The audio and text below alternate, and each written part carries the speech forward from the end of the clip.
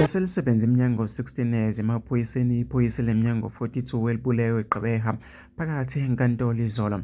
Leli phoyisa kuthiwa vele lisebenza enkantolo lithe linganakile umsolwa walinhlinya waliphuca isibhamu besenqolweni qede-ke walidubula lashona. Kube-ke sekusuka iforamu ijaha umsolwa. Kuthiwa-ke iforamu ibizwe usomatekisi wathi-ke nansi-ke la etekisini indoda-ke eniyifunayo. Yavele-ke yaqala-ke yabadubula bayinemba-ke khona etekisini kodwa-ke yangashona. Kuthiwa-ke izolo ibigadwe-ke ngamaphoyisa esibhedlela. Abantu abaningi bayakhuluma-ke ngalo daba ey'nkundleni zokuxhumana.